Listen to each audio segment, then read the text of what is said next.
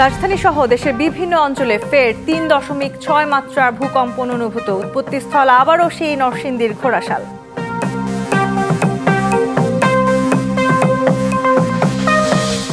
Plot দুর্নীতির দায়ে শেখ হাসিনার ২১ বছরের দণ্ড, জয় পুতুলের ৫ বছর। দুর্নীতিবাজদের জন্য কঠোর বার্তা, বলছেন আইনজীবীরা।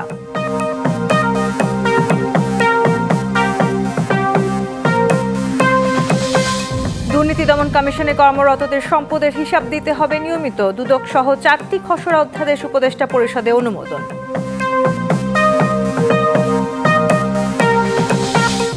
নানা অনিয়ম, দুর্নীতি ও ঘুষ নেওয়ার অভিযোগ ঢাকা উত্তরের প্রশাসক এজাজের বিরুদ্ধে। প্রাথমিক যাচাইয়ের পর অনুসন্ধানে দুদক।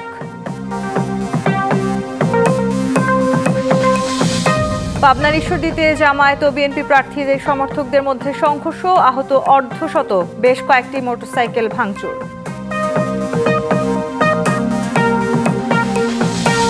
সিসিইউতে বেগম খালেদা জিয়া, কাল সারা দেশে দোয়া মোনাজাত। ৭ থেকে ১৩ ডিসেম্বর দেশ গড়ার পরিকল্পনা কর্মসূচি বিএনপির।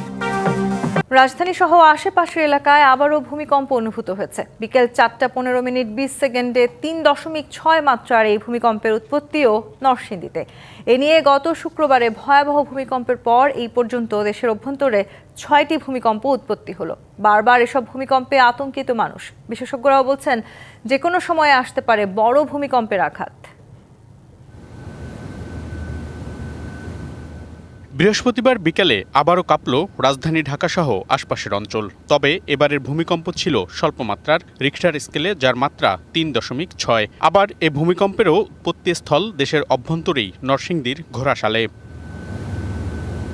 এর আগে গত ২১শে নভেম্বর নরসিংদী থেকে উৎপত্তি হওয়া ৫.৭ মাত্রার ভূমিকম্পে ভয়াবহ পরিস্থিতি তৈরি হয়। রাজধানীসহ দেশের বিভিন্ন এলাকায় ঘটে হতাহতের ঘটনাও। আলোচনা শুরু হয় দেশের ভেতরে বড় ভূমিকম্পের আশঙ্কা নিয়েও। এরপর দেশে গেল এক সপ্তাহে ৬টি ভূমিকম্পে আতঙ্ক আরও বেড়েছে। সেই সাথে রয়েছে সিলেট থেকে চট্টগ্রাম পর্যন্ত টেকটনিক প্লেটে ভয়াবহ ভূমিকম্পের ঝুঁকি। যে পরিমাণ শক্তি জমা হয়ে আছে তার তুলনায় এটা খুবই সামান্য, বিপুল শক্তিটা এখনো জমা হয়ে আছে, কিন্তু সে পথটাকে খুলে দিল। এটা আগাম সংকেত দিচ্ছে যে তোমার এখানে এত পরিমাণ শক্তি জমা হয়ে আছে, এখন এটা ছাড়া শুরু হলো, তোমরা প্রস্তুত থাকো। তবে এখন স্বল্পমাত্রার ভূমিকম্পেও ঝুঁকি রয়েছে রাজধানীসহ বিভিন্ন এলাকায়। কারণ গত শুক্রবারে ভূমিকম্প সহ বারবারের কম্পনে দুর্বল হয়েছে বহু স্থাপনা। 50% ভবনে হালকা পাতলা ক্র্যাক হয়েছে। এগুলো কিন্তু স্ট্রাকচারাল ক্র্যাক না, অর্থাৎ বিল্ডিংয়ের জন্য ক্ষতিকারক না, কিন্তু পরে যদি একটা বড় আর্থকুয়েক আসে তাহলে কিন্তু এটা মারাত্মক ক্ষতি হবে। তার মানে এগুলো ইমিডিয়েট রিপেয়ার করার একটা ব্যাপার আছে। এখনই ঝুঁকিপূর্ণ ভবনগুলোকে নিরাপদ করার তাগিদ বিশেষজ্ঞদের।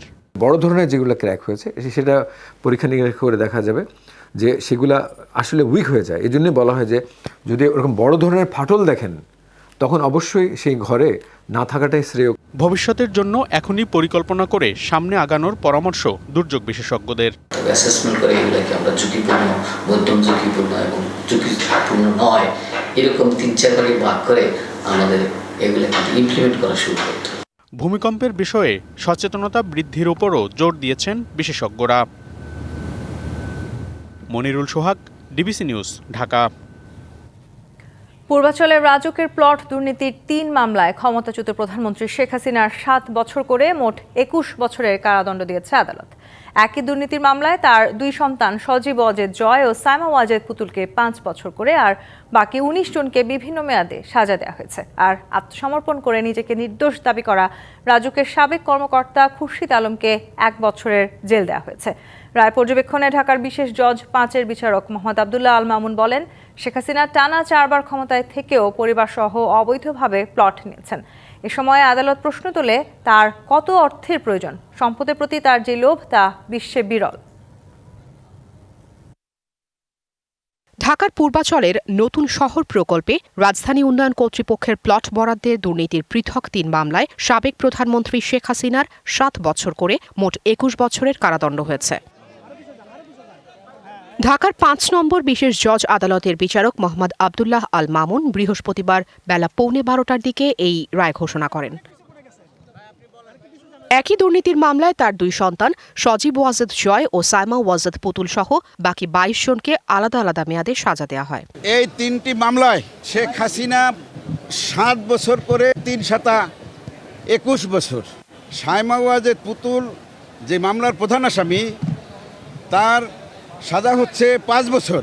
সজীব আহমেদ জয়, উনি যেই মামলার প্রধান আসামি, ওই মামলার ওনার সাজার মেয়াদ 5 বছর। আদালত তার পর্যবেক্ষণে বলেছে, রাজুক ইচ্ছাকৃতভাবে আইন ভঙ্গ করে এসব প্লট বরাদ্দ দিয়ে রাষ্ট্রের সাথে বিশ্বাসঘাতকতা করেছে। জনসাধারণের সম্পত্তির উপর রাষ্ট্রের সর্বোচ্চ পর্যায়ের ব্যক্তি হয়েও দুর্নীতির মাধ্যমে ওনারা এটা গ্রহণ করার চেষ্টা করেছেন, সেটাকে উনি অত্যন্ত আশ্চর্য হয়েছেন এবং এটাকে ডিসকারেজ করেছেন। এবং ভবিষ্যতে যারা রাষ্ট্র পরিচালনায় থাকবেন অথবা যারা সরকারি কর্মকর্তা রয়েছেন অথবা এই ধরনের সুযোগ নেওয়ার যাদের আসলে সুযোগ রয়েছে, তাদেরকে তাদের জন্য এই রায়টা দৃষ্টান্ত হিসাবে আপনার রেখেছে। 5ই আগস্ট পট পরিবর্তনের পর গেল বছরের জানুয়ারিতে প্লট দুর্নীতির অভিযোগে মোট 6টি মামলা করে দুর্নীতি দমন কমিশন, যার মধ্যে 31শে জুলাই আসামিদের বিরুদ্ধে 3 মামলার অভিযোগ গঠন করে 23শে নভেম্বর মামলায় রাষ্ট্র ও আসামি পক্ষের যুক্তিতর্ক উপস্থাপন শেষ করে। পরে রায় ঘোষণার তারিখ ধার্য করা হয়। Afrin Anwar, DBC news, Dhaka. শেখ হাসিনার দুর্নীতির মামলার রায় নিয়ে আইনজীবীদের কেউ কেউ বলছেন, রাষ্ট্রের সর্বোচ্চ নির্বাহীর পদে থেকেও মিথ্যা হলফনামা দিয়ে নিজে এবং পরিবারের আনুকূল্যে সরকারি প্লট বরাদ্দ নেওয়ার উপযুক্ত সাজা পেয়েছেন সাবেক প্রধানমন্ত্রী। আবার কেউ বলছেন, এই রায় চাটুকার ও দুর্নীতিবাজ আমলাদের জন্য কঠোর বার্তা। তবে দণ্ডিত আসামি যখন আওয়ামী লীগ সভাপতি, তখন রায়টি রাজনৈতিক দৃষ্টিকোণ থেকে বিচার করা হবে বলেও মত রয়েছে।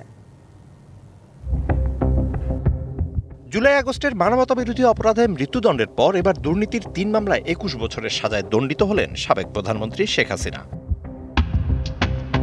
একই সঙ্গে অবৈধভাবে রাজুকের 30 কাঠা প্লট নেয়ার অভিযোগে মামলার বিভিন্ন মেয়াদী সাজায় দণ্ডিত হয়েছেন শেখ হাসিনা পুত্র সজীব ওয়াজেদ জয় এবং কন্যা সাইমা ওয়াজেদ পুতুল সহ 23 জন, যাদের অধিকাংশই সাবেক আমলা।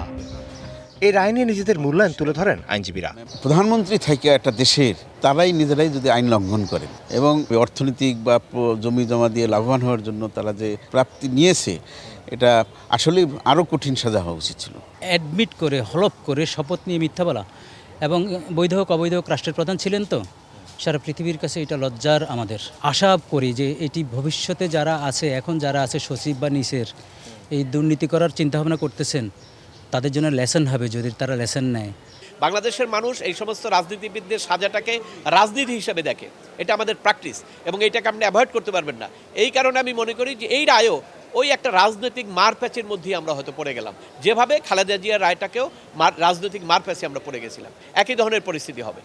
দণ্ড কার্যকরে শেখ হাসিনা সহ পলাতক আসামিদের ফিরিয়ে আনতে রাষ্ট্রকে উদ্যোগী হবার পরামর্শ আইনজীবীদের। এই ধরনের অপরাধ যদি বিচারে দণ্ড কার্যকর না হয়, ভবিষ্যতে বাড়বে, অপরাধীরা এনকারেজ হবে অপরাধ করতে। আর যদি বিচারে যদি এদেরকে আনা যায়, শাস্তির আওতায় আনা যায়, তাহলে ভবিষ্যতে রুল অফ ল আপগ্রেড হবে। এবং এই রায়ের ফলে আমরা ইন্টারপোলের মাধ্যমে আমরা আমাদের বিভিন্ন দেশে যারা আছেন তাদেরকে গ্রেপ্তার করার জন্য আমরা চেষ্টা করব।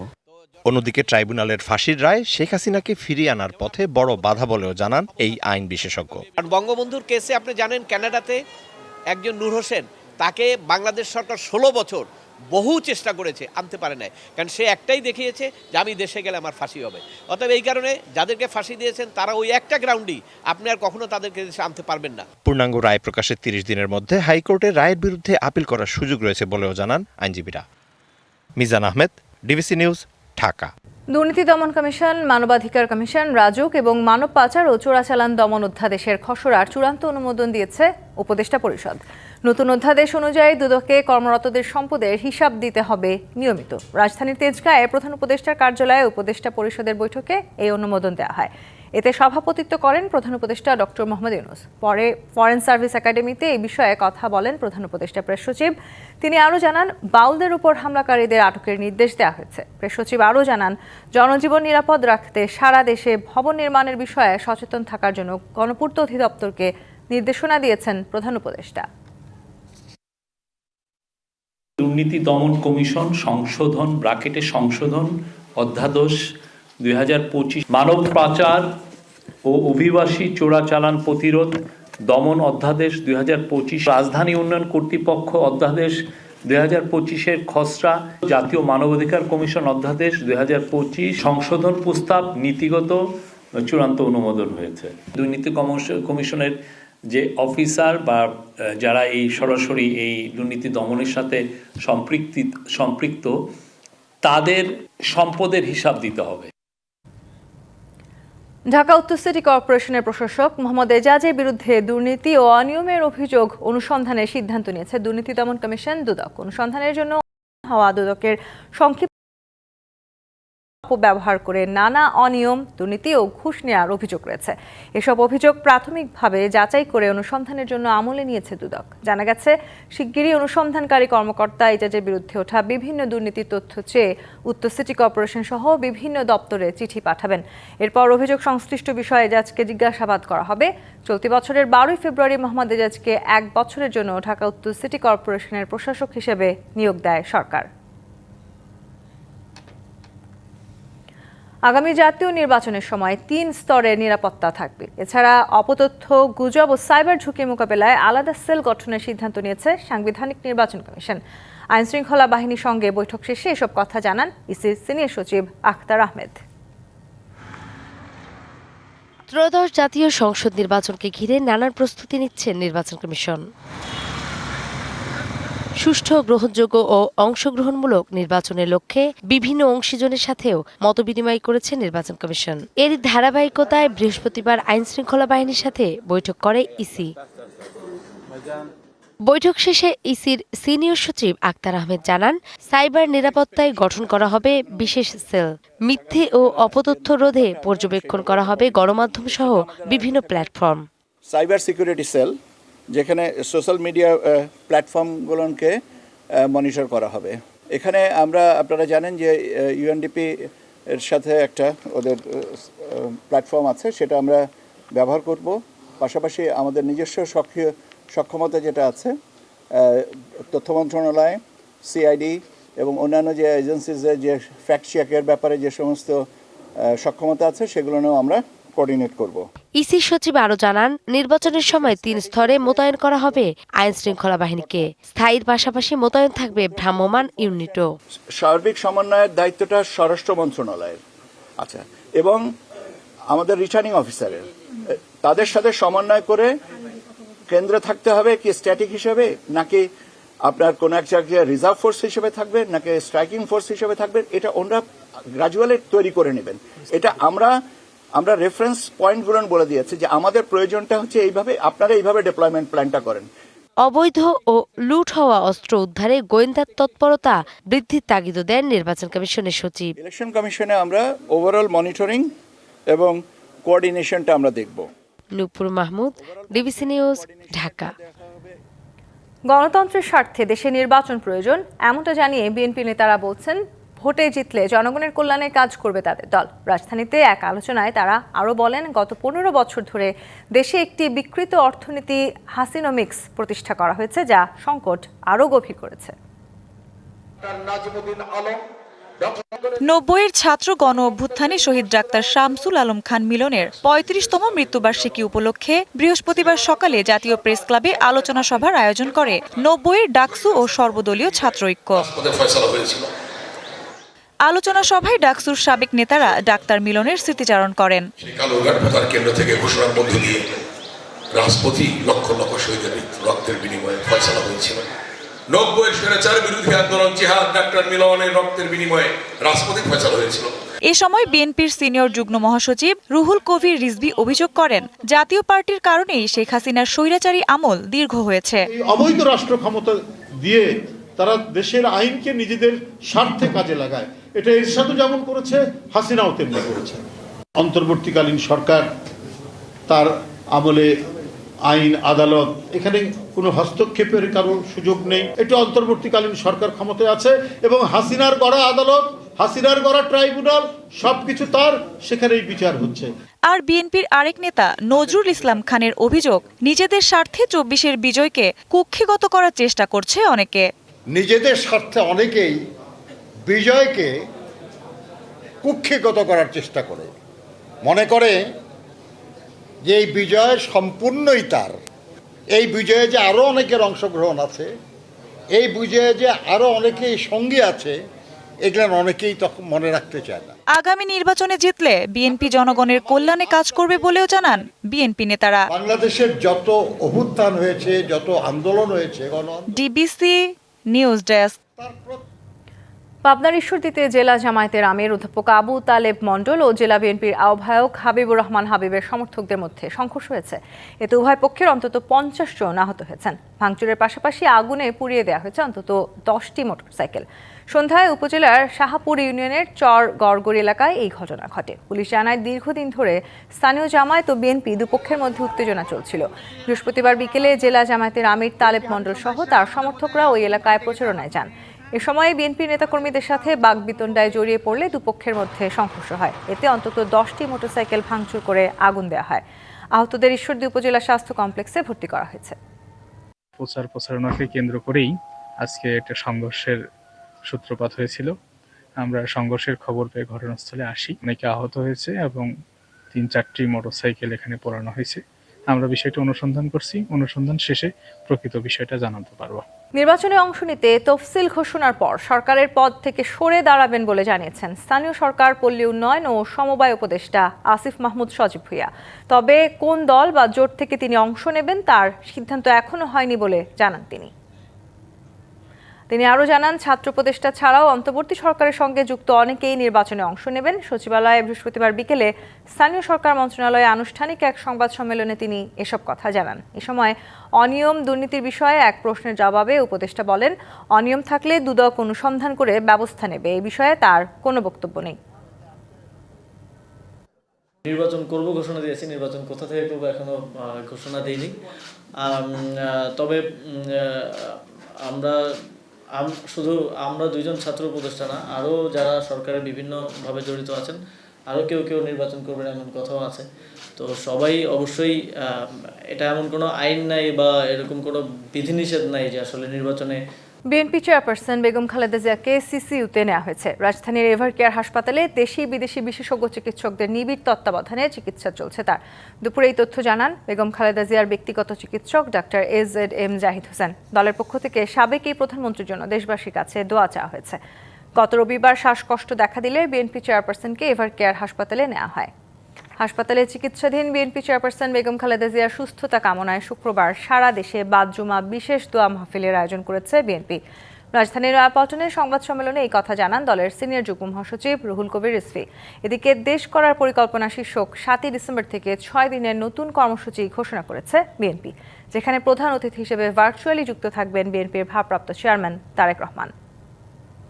দীর্ঘদিন কারাগারে থাকার সময় ফ্যাসিস্টদের ভয়ঙ্কর নীল নকশায়, চক্রান্তে, ষড়যন্ত্রে তাকে অসুস্থ করা হয়েছে। সুচিকিৎসা দেওয়া হয়নি। বাংলাদেশে আমাদের যত ইউনিট আছে তারা যেন তাদের নিজ নিজ এলাকার মসজিদে দেশনেত্রী বেগম খালেদা জিয়ার সুস্থতা কামনায় বিশেষ মোনাজাতের ব্যবস্থা করেন। ডিবিসি সংবাদে নিচ্ছে একটি বিরতি, সঙ্গেই থাকুন। বিএনপির ভারপ্রাপ্ত চেয়ারম্যান তারেক রহমান খুব সহসাই দেশে ফিরবেন বলে জানিয়েছেন বিএনপির ভাইস চেয়ারম্যান আব্দুল আওয়াল মিন্টু। সন্ধ্যায় তার নির্বাচনী এলাকা ফেনী 3 আসনের দাগনভূঞার তুলাতুলি এলাকায় পথসভায় একথা জানান তিনি। এ সময় তিনি আরও বলেন, পরিবেশ যাই হোক, ফেব্রুয়ারিতেই নির্বাচন দিতে হবে। সরকার একটি সুষ্ঠু নির্বাচন উপহার দেবে বলেও আশা তার। 18 বছর পরে একটা অপূর্ব সুযোগ পেয়েছে বাংলাদেশের প্রবৃদ্ধি, বাংলাদেশকে অর্থনৈতিকভাবে উন্নয়ন করার জন্য, বাংলাদেশের সামাজিক শৃঙ্খলা ফেরত আনার জন্য। এই নির্বাচনের মাধ্যমে এমন একটা সরকার গঠিত হবে যে সরকার বাংলাদেশের শান্তি শৃঙ্খলা ফেরত আনবে। ফেব্রুয়ারিতে ত্রয়োদশ জাতীয় সংসদ নির্বাচন। সারা দেশ প্রস্তুত হচ্ছে একটি অবাধ, সুষ্ঠু, গ্রহণযোগ্য নির্বাচনের জন্য। কি ভাবছেন সাধারণ মানুষ থেকে শুরু করে আগামীর জনপ্রতিনিধিরা, সে কথা জানাতে ডিবিসি নিউজের ইলেকশন এক্সপ্রেস ছুটে যাচ্ছে সব সংসদীয় আসনে। এখন আছে সংসদীয় আসন 143, শেরপুর 1-এ। CSRM ডিবিসি ইলেকশন এক্সপ্রেসে আমরা আছি শেরপুর 1 আসনে। আমার সাথে যুক্ত আছেন শেরপুর জেলার যুগ্ম আহ্বায়ক বিএনপির ডাক্তার সানসিলা জেব্রিন প্রিয়াঙ্কা। আপনাকে স্বাগত জানাচ্ছি আমাদের CSRM ডিবিসি ইলেকশন এক্সপ্রেসে। আপনি ডাক্তারি পেশায় আছেন, মানুষের শরীর দেখে রোগ নির্ণয় করেছেন এতদিন। এখন মানুষের চোখ দেখে বুঝতে হবে জনগণ কি চায়, কোনটাকে আপনি প্রায়োরিটি দিচ্ছেন, কি মনে করছেন আপনি? ধন্যবাদ। আমি ডাক্তার সানসিলা জেব্রিন প্রিয়াঙ্কা। আমি MBBS পাশ করেছি এবং একই সাথে আমি পোস্ট গ্রাজুয়েশন ডিগ্রি হিসেবে MRCS কমপ্লিট করেছি লন্ডনের রয়্যাল কলেজ অফ সার্জন থেকে। বর্তমানে আমি জেনারেল সার্জারিতে FCPS ট্রেনি হিসেবে ঢাকা মেডিকেল কলেজে কর্মরত আছি। একজন চিকিৎসক হিসেবে যেমন আমি রোগীর রোগ ধরতে পারি, একই সাথে একজন রাজনীতিবিদ হিসেবে আমার প্রথম এবং প্রধান দায়িত্ব হচ্ছে মানুষের আস্থা অর্জন করা, মানুষের বিশ্বাস অর্জন করা। আর সেই আস্থা এবং বিশ্বাসের মাধ্যমে আমি ইনশাল্লাহ শেরপুর সদর 1 আসন থেকে ধানের শীষের প্রতীক নিয়ে জাতীয় সংসদে যাব। আমি যতটুকু জানি বিএনপি থেকে এই পর্যন্ত যতজনকে মনোনয়ন দেওয়া হচ্ছে আপনি সবচেয়ে সর্বকনিষ্ঠ প্রার্থী, আপনি তারুণ্যের প্রতীক। তো যতটুকু শুনেছি মনোনয়ন দেওয়ার পর আপনার এলাকায় একটা উৎসবমুখর পরিবেশ বিরাজ করছে, এর গোপন রহস্য কি আপনার? আসলে আমি 2018 সালে শেরপুর সদর 1 আসন থেকে জাতীয় সংসদ নির্বাচন করেছি সর্বকনিষ্ঠ প্রার্থী হিসেবে। তো এবারও এখন পর্যন্ত সর্বকনিষ্ঠ প্রার্থী হিসেবেই আছি। শুধু তাই নয়, বাংলাদেশের যে 12 জন চিকিৎসক ধানের শীষের প্রতীকের মনোনয়ন পেয়েছে তাদের মধ্যে আমি সর্বকনিষ্ঠ চিকিৎসক হিসেবে আছি এবং একজন নারী চিকিৎসক হিসেবেও আমি একমাত্র। সুতরাং সারা বাংলাদেশের প্রত্যেকটা মানুষের ফোকাস এখানে থাকবে, এটাই স্বাভাবিক। এবং আমি যেহেতু তারুণ্যের প্রতীক নিয়ে কাজ করছি এবং শেরপুর সদর 1 আসনের সকলের ফোকাস এই কারণেই, কারণ হচ্ছে তরুণ নেতৃত্ব বাংলাদেশে এখন বিরাজ করছে এবং তরুণদের মাধ্যমেই ইনশাল্লাহ বাংলাদেশে এগিয়ে যাবে। আপনাদের নেতা তারেক রহমান তিনি বলেছেন তারুণ্যের প্রথম ভোট ধানের শীষের পক্ষে হোক।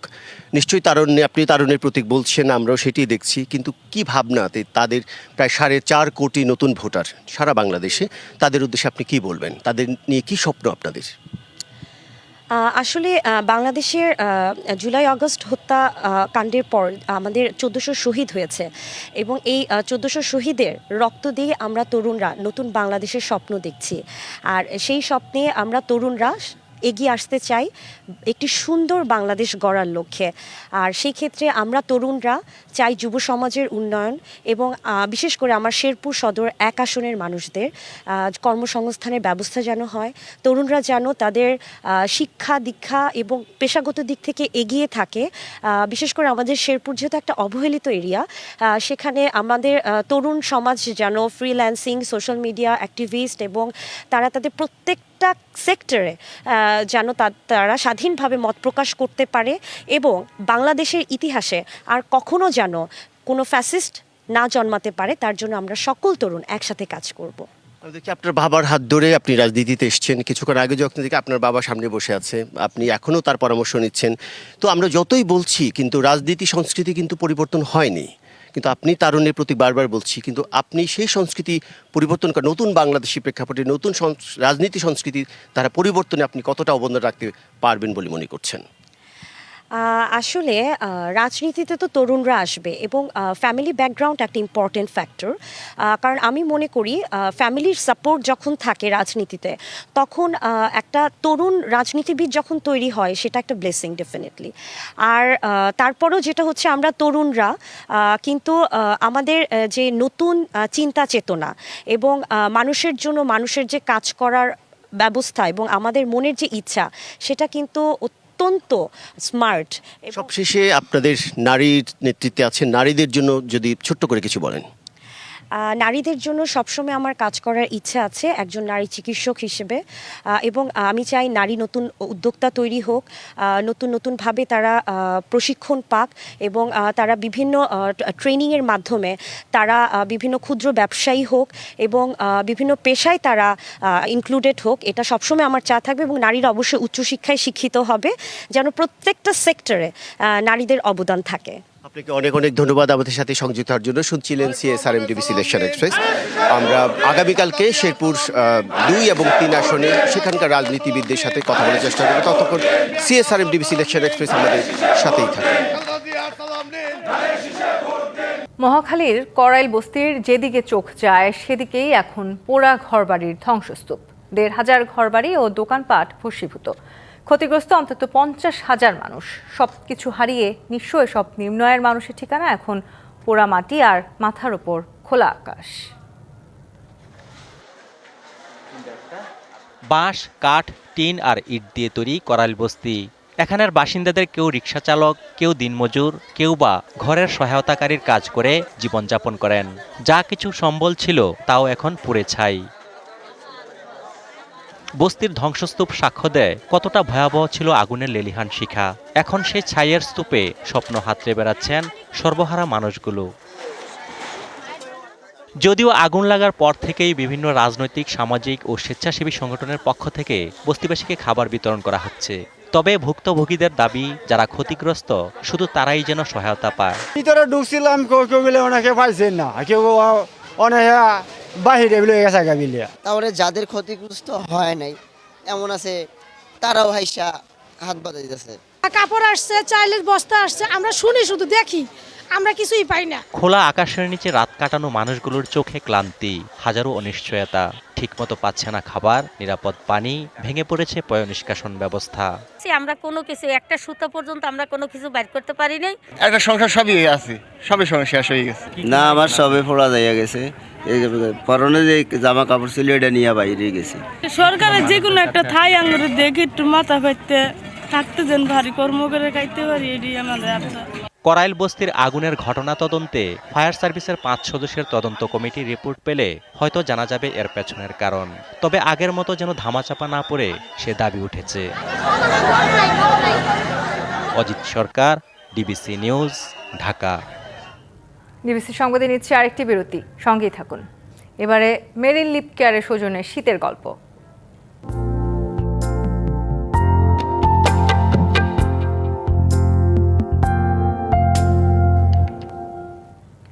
গাইবান্ধায় উত্তরে শীতল হাওয়ার প্রভাবে ঠান্ডা থাবা মিলতে শুরু করেছে। গরম পোশাক শরীরে জড়াতে শুরু করেছেন মানুষ। পাশাপাশি থুনকরদের কাছে ছুটছেন নতুন লেপ বানাতে। কাজের চাপে ব্যস্ত সময় পার করছেন থুনকররা। চাহিদা বাড়লেও কাজের জায়গা সংকুচিত হওয়ার সংকটে আছেন তারা। গাইবান্ধায় বাড়তে শুরু করেছে শীতের তীব্রতা। গরম পোশাকের পাশাপাশি লেপ বানাতে মানুষ ছুটছেন থুনকরদের কাছে। দীর্ঘ 50 বছর ধরে গাইবান্ধায় পিকে বিশ্বাস রোডে বংশ পরম্পরায় কাজ করছেন থুনকররা। মুক্তিযুদ্ধের পর জেলা জজ কোর্ট স্থানান্তরিত হওয়ায় পরিত্যক্ত বারান্দা ও পাশের স্বাধীনতা প্রাঙ্গণে কাজ শুরু করেন তারা। কিন্তু স্থান সংকট ও কম মজুরি নিয়ে উদ্বেগ কাটছে না এই জড়িতদের। জেলা জজ কোর্ট চত্বরে দোকানপাট নির্মাণ করায় বিপাকে পড়েন থুনকররা। আজ দোকান করে এটি আমাদের লাত্তি খায়, আরেক জায়গা যাই, আরেক জায়গা থেকে আরেক জায়গা যাই। কোন সিজনে আমরা করছিলাম হলো 8-10টা করে কাম দিনে, সারাদিন মিলিয়ে এখন হয় 40-50টা পর্যন্ত কাজ হয়। এবার লেপ তোষক বানানোর খরচ তেমন একটা বাড়েনি। গত বছর আমি বানাইছি 2800 টাকাতে একটা, এবার মনে করেন যে 2500 টাকা করতেছি আমার।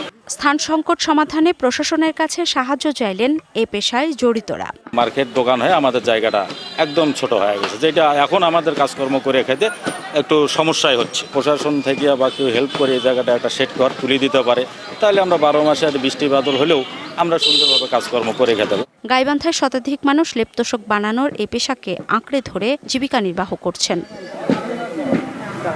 DBC news desk. প্রায় 23 ঘন্টা পর নিয়ন্ত্রণ এসেছে হংকং চায়নার হাউজিং কমপ্লেক্সে লাগা আগুন। সবশেষ তাইপোর ভয়াবহ আগুনে প্রাণহানি ঘটেছে 75 জনের, নিখোঁজ প্রায় 300। আগুনের লেলিহান শিখা কেড়ে নেয় এক দমকল কর্মীর জীবনও। দেশটির কর্তৃপক্ষ জানিয়েছে অন্তত 279 জনের এখনও হদিস মেলেনি। কাজে অবহেলার অভিযোগে আটক করা হয়েছে নির্মাণ কোম্পানির 3 কর্মকর্তাকে। বুধবার স্থানীয় সময় দুপুর 2:45টার দিকে আগুন লাগে হংকংয়ের তাইপোর ওয়াংপুক কোর্ট আবাসিক কমপ্লেক্সে। কয়েক মিনিটের মধ্যেই তা ছড়িয়ে পড়ে ভবনের অন্যান্য অংশেও। আগুনের গতি ও তীব্রতা এতটাই বেশি ছিল যে বাসিন্দাদের অনেকেই ঘর থেকে বের হওয়ার সুযোগ পাননি। আগুন নেভানোর কাজে যোগ দেন 8 শতাধিক কর্মী। দেশটির 3 দশকের ইতিহাসে সবচেয়ে ভয়াবহ আগুনের ঘটনা এটি। ফায়ার সার্ভিস জানায় নির্মাণ কাজের জন্য তৈরি বাঁশের মাচার কারণে আগুন দ্রুত ছড়িয়ে পড়ে। ডিবিসি সংবাদে এই ছিল এখনকার মতো। ডিবিসি নিউজের সংবাদগুলো পড়তে ভিজিট করুন dbcnews.tv আর ভিজিট করুন ডিবিসি নিউজের ফেসবুক পেজ এবং ইউটিউব চ্যানেল। ডিবিসির সঙ্গেই থাকুন।